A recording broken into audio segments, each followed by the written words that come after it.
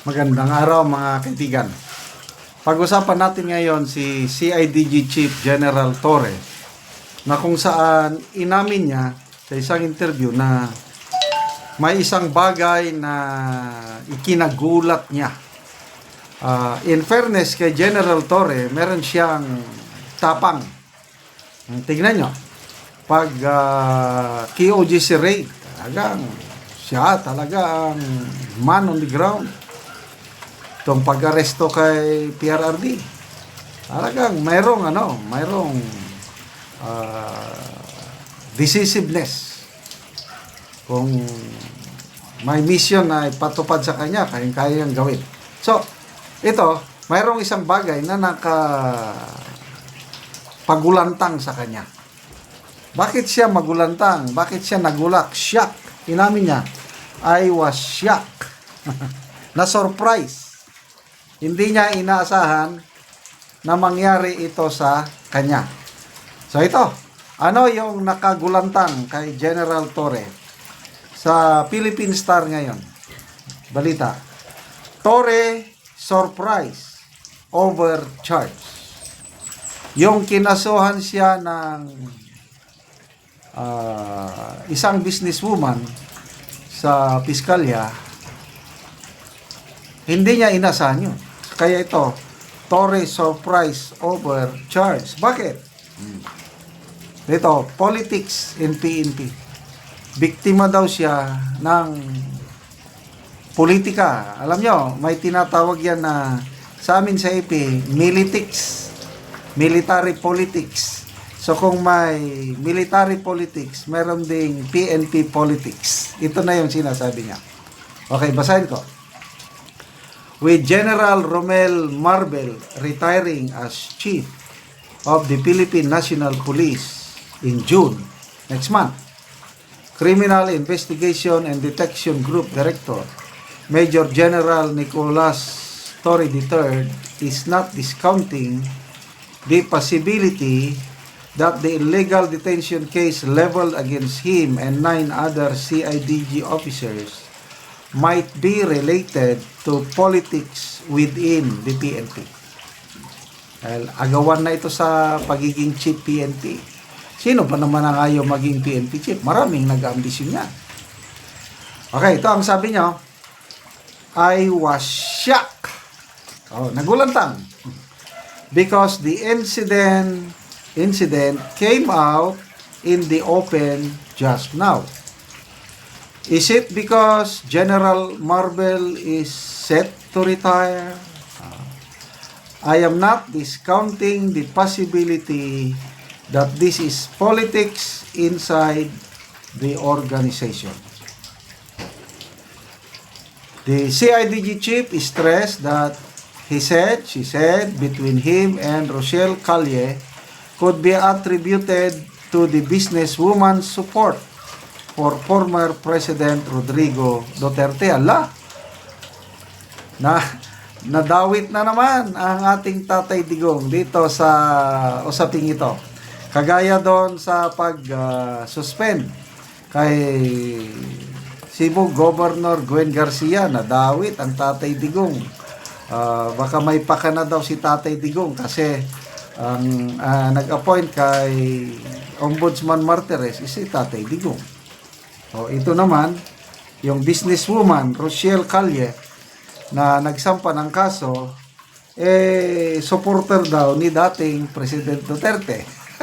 Napakasikat talaga ang ating Tatay Digong. Kahit saan, nadadamay siya. Ito, yung kaso, Calle filed a complaint against Torre for allegedly detaining her on November 21 to 27, 2024, using a photocopied International Police Organization Red Notice, which stemmed from fraud case filed by her former business partner Abdul Malik Al-Shishim in the United Arab Emirates. Torre said Calle sought the CIDG's help in January to arrest Al-Shishim. Ito ang sabi ni Torre sa interview ni Ted Filon. Her business partner defrauded her So she filed a complaint and asked us to arrest him in Batangas. We caught him, Tory told Ted Filon. Tory denied allegation that his men asked Calye for a Christmas gift. Kasi yon ang complaint.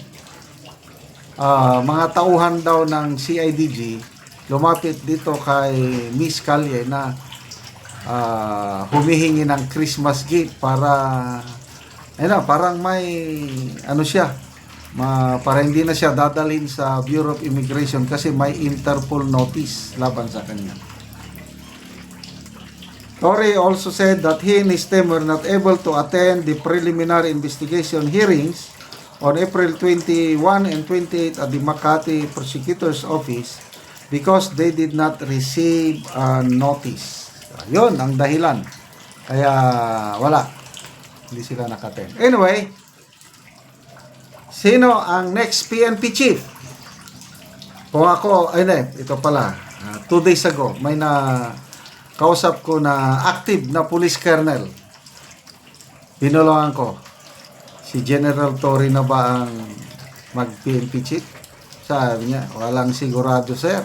Alam mo naman sa atin, kahit isang araw bago turnover, masisingitan ka pa rin. Sabi niya, I agree.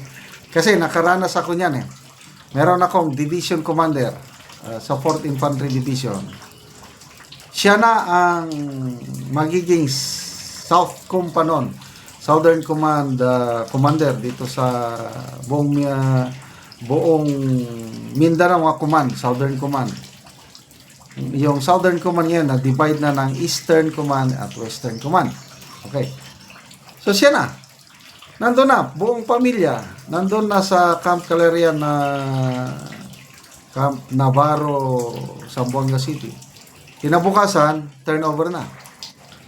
Pagka kinabukasan, may sumingit, may order na lumabas. Iba ang naging Southern Command Commander. So, yun po yung sinasabi na politics within the AFP and PNP.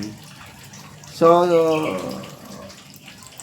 kung hindi siya masingitan, kung akong tatanungin nyo, siya na ang magiging next PNP chief. Although, maraming nag-ambisyon. Maraming mas senior pa sa kanya na nag-ambisyon din. Kanya-kanyang kanya-kanyang galawan. Kailangan mo nang mag-push sa'yo. Kung walang mag-push sa'yo, kahit ikaw ang pinaka-senior, hindi ka magiging PNP chief.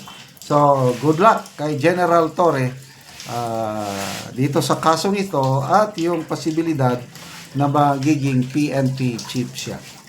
Okay, salamat mga kaibigan sa inyong pagsubaybay sa ating channel. Nakakatulong kayo ng malaki sa Tribong Talandig. Ang sweldo sa channel na ito itinutulong natin sa tribo dahil namimigay tayo ngayon ng mga libreng yero at pako para ma-repair ang sira-sirang bahay ng Tribong Talandig. Panoorin nyo ang video na ito. Sa Sitio Garden ug akong bisitahon si kuya ug si ate sa ilang karaan nga balay. Ayo! Ayo ate! Naitaw? Ay mayong udto te. Sakat ko sa inyong balay. Karon mao na ni ang unang balay ni kuya ug ni ate sa natagaan na mo gero. Una ni ang una nila nga balay ug karon nagpatukod na sila og bag-o. Apan nakaato pa sila wala pa nila na ulian. So mo ni ang karaan nila nga balay. Mo na ni ang karaan nga balay ni kuya. Kaya nakatukod na kog balay. Oo. Kaya nakaabot naman gyud ang gihinabang sa kuha. Oo. Dako gyud akong pagpasalamat. Oo. So atong bisitahon niya ang imong balay nga bag-o nga ipatukod ya. Atong bisitahon. Karon bisitahon namo ang balay ni ate ug ni kuya. Og karon nakakuha na gid sila, nakapatukod na sila og bag-ong balay. Og nindot na gyud ang ilang atop. Maayo na gyud nga lantawon. Wala pa gyud mahuman. Natupan pa. Natupan pa. Pasalamat gyud mi kay posible ula-ulanan pa. O karon ate kuya unsa inyong maistorya nga nindot na kaayo inyong balay nakatukod na mo og bag-o. Pasalamat mi karon sa Ginoo kay nakaabot ni karon ang kuan hinabang sa amoa. Ug salamat pud sa nagabidyo nga hatag niya diri sa amoa nga hinabang. Salamat sa Salamat gud sa nagtanaw sa tanaw sa video. nag-video sa nag-sponsor o Salamat pud sa nagtabang. Mm.